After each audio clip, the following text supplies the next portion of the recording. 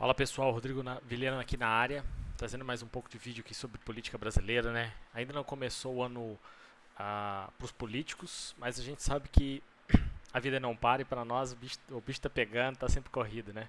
Vamos lá reagir ao que o Marcel Van Hatten tem a dizer aqui sobre mais um abuso relacionado àquela questão lá, né, do Carlos Jordi e aquele absurdo lá do STF e da Polícia Federal terem se juntado para poder fazer uma determinada investigação que não faz o menor sentido, como muita coisa aqui no país, né? Então a gente precisa começar a mudar a partir de já. As eleições de 2024 tá chegando, então seja consciente do seu voto, é a arma que a gente tem para mudar. Não adianta ficar só reclamando e sempre achar um problema de dizer que mas o voto não funciona, mas que não vai mudar nunca. Se continuar reclamando e nunca fazer nada, né, realmente não vai mudar nada. Então a gente tem que começar pelas armas que a gente tem. Vamos embora pro vídeo. Eu entrando aqui nessa live rápida, na verdade, para mais uma vez levar a todos vocês que nos acompanham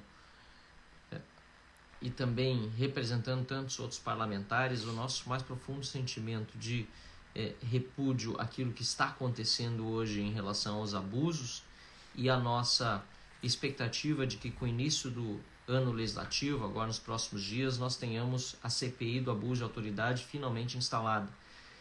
É preciso que esses abusos cessem. Que vale salientar que a CPI foi inicialmente protocolada pelo Marcel Van Hatten. Ele reuniu as assinaturas suficientes para poder fazer essa CPI.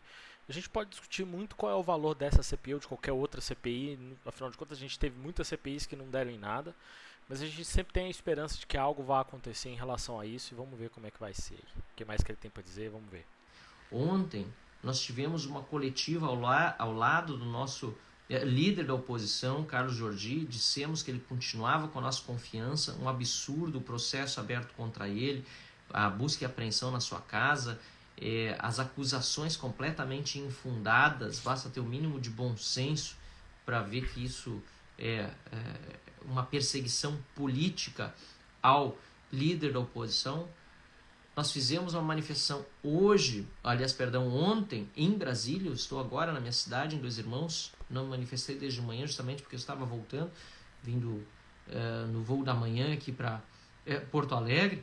E agora nós vemos mais uma busca e apreensão de mais um processo sigiloso em que a mídia tem acesso a uma série de informações que joga no ar. E se depender da narrativa que criam, a gente com certeza já espera a condenação desses acusados e depois, como aconteceu com o caso do deputado Carlos Jordi, quando a gente conhece os detalhes do processo, a gente vê que não tem fundamentação nenhuma. Fundamentação nenhuma. É importante ter citado sobre isso. Você aí que acompanha a velha mídia, começa a largar essa bagulhada, porque esse pessoal CNN, Globo, essa galera tá meio perdida na forma de noticiar. Eles estão dando mais opinião do que noticiando de fato. Eles estão tentando influenciar as massas, a mente. A gente sabe por quê.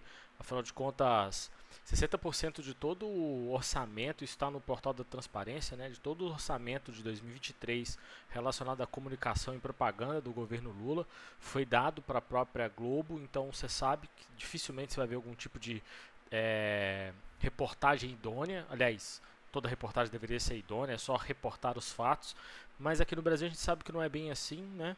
A gente tem essas grandes mídias pesadas a favor do governo, mesmo com as merdas que anda fazendo. Então, vamos começar a alimentar esses canais que tem na internet, de pessoal que noticia bem, e tentar identificar aqueles que só tentam noticiar o fato e não tentam de forma inescrupulosa, utilizando do seu intelecto de forma maligna para poder convencer e manipular as massas, como já vem sendo há muitos anos aqui no Brasil, né?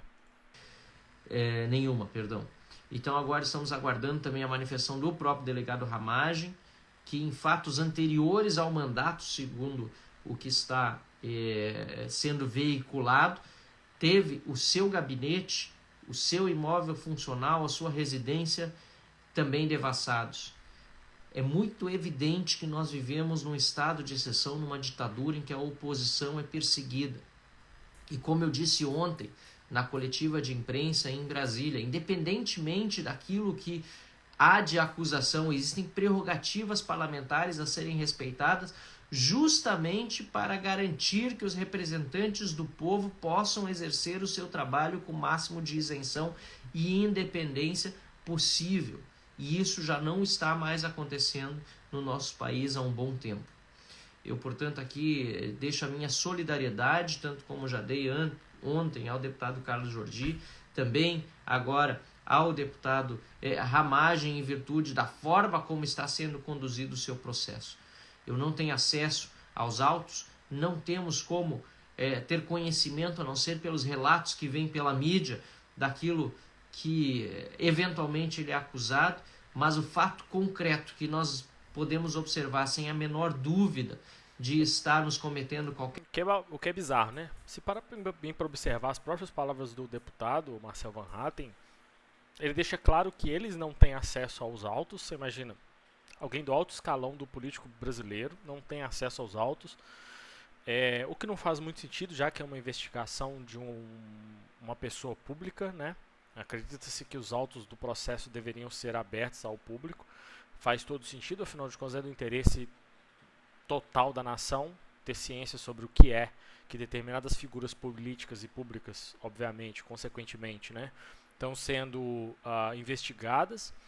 E é muito curioso quando ele fala sobre o fato de que a mídia brasileira tem acesso a essas informações, ou pelo menos tem a informação que ele tem acesso vem da mídia, o que é muito estranho ouvir, porque é como se a mídia tivesse acesso a determinadas informações que nenhuma figura pública do alto escalão do poder legislativo do Brasil tem acesso. Muito estranho. As coisas vêm acontecendo de forma muito estranha e tem acontecido cada vez mais na cara. Não me preocupa dizer que sempre foi assim, né? Sempre foi um problema e a gente acabou sendo muito omisso e conivente com isso como população.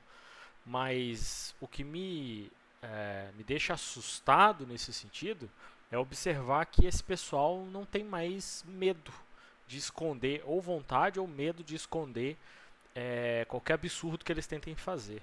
Qualquer tipo de erro ou de engano é que as prerrogativas parlamentares não estão sendo respeitadas pelo Supremo Tribunal Federal e as duas casas, Câmara e Senado, precisam agir. Arthur Lira e Rodrigo Pacheco precisam valer os cargos, as cadeiras que ocupam. Falando sobre esses dois, a gente já sabe, né? Nenhum dos dois se pronunciaram de forma contundente. Aliás, o Arthur Lira deveria ter sido imediatamente proativo em dizer alguma coisa. Ele sabe que está errado o que está acontecendo, mas ele é do Centrão e ele tem muitos interesses envolvendo o governo, a gente sabe disso. E no caso do Rodrigo Pacheco também, ele é muito envolvido e conivente com as decisões do governo federal, do Lula e do PT. Ele é um representante do Senado do Estado de Minas Gerais, para quem não sabe, e ele também é presidente do Senado. E ele está sempre muito lento ou nunca fazendo nada em relação aos problemas. É claro, a gente não está em ano legislativo, o que é um absurdo, né? Já estamos no dia de 26 de janeiro, e mesmo assim eles não tomam nenhuma atitude, nenhum tipo de declaração simplória que seja, para que esse tipo de abuso não aconteça e que eles demonstrem o seu posicionamento de forma firme. A gente sabe que eles não fazem isso por vários motivos e a gente acredita sempre que é muito do que é levado a essas pessoas não tomarem um posicionamento contrário a determinados abusos, tanto do poder judiciário quanto do executivo, por questões de interesse e até às vezes de rabo preso, né, como diz no palavreado popular. Então é preocupante o estado que a gente está, afinal de contas os presidentes dessas casas do povo não tomam as atitudes necessárias e vamos ver esses próximos capítulos aí. Porque é deles a responsabilidade por garantir que os parlamentares possam trabalhar com tranquilidade. Se há cometimento de crimes, é óbvio que deve haver investigação, é óbvio que deve haver punição. Sempre defendi isso e isso vale para todos. Mas parece que para quem é corrupto hoje no Brasil não vale. Pelo contrário, para quem é corrupto, as portas estão abertas em Brasília para nomeação em estatal, para ser ministro do Lula ou até mesmo o próprio presidente da República que deveria estar cumprindo pena pelos seus crimes, hoje beneficiado pelos... Aproveitando sobre isso que ele falou, né, o ministério está aberto às pessoas corruptas, não dizendo necessariamente sobre ser corrupto, né? Mas a nomeação recente ao ministro da Justiça, né? O ex-ministro da STF, Lewandowski, que eu acho um absurdo. Eu acredito que nenhum sujeito do judiciário deveria ser escolhido por nenhuma pauta política, que é o que acontece hoje, né? O presidente escolhe os ministros do STF, a gente sabe disso. Tem um mandato absurdamente longo. E depois que eles se aposentam, eles podem se envolver na política, né? Deixando ainda mais claro o seu posicionamento, o seu viés político a favor de determinados partidos e ideologias partidárias. E aí a gente tem um Lewandowski aí dentro, né? Recentemente eu descobri que ele foi o criador de uma daquelas audiências de custódia, né? Que é um absurdo. Como que existe essa audiência de custódia? Se você não sabe o que é a audiência de custódia, eu te convido a buscar no YouTube, no Google, sobre audiências de custódia, pega uns exemplos no YouTube, você vai ver uns absurdos, né? Juiz tratando a vítima da sociedade como se fosse vítima de fato.